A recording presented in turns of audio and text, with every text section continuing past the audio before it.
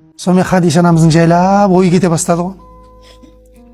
Бұған дейін оның қолын сұрап келіп жүргендер жетеді, бірақ не үшін? Ақша үшін. Тиіп алуға келеді екен да мына жерде. Бұл кісі тимейді екен. Оған тиіп алуға келеді екен да. Сондай мақсатпен келгенін біліп қояды екен Хадиша. Сонымен Хадиша бұл жолы не істеді? Қасында өзінің несі бар? Несі деп айтайын? Құрбысы деп айтайыншы. Құрбысы.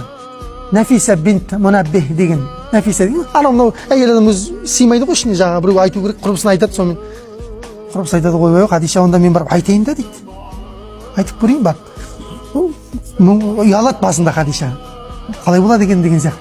Сонымен айтып көрейік, болса болған, болмаса айтып. Сонымен барады да пайғамбар саллаллаху алейхи айтады ғой. Осылай Хадишаның сенде бір ниеті бар екен, көңілі бар екен, қалай былай деген кезде пайғамбар саллаллаху алейхи жоқ, менде ешқандай не жоқ дейді. Тосатын. Тосқауыл жоқ. Бірақ көкелерімен бір ақылдасып жіберейін дейді. Сөйтеді де көкелерімен ақылдасады. Абу Талиб бар, Хамза бар, радиаллаху анху. Көкелер айтады, ойбай, өзің не қылып тұрсың ба, ұнатып? Онда кеттік дейді. Нең бар жинаған? 20 түйе бар дейді, кеттік.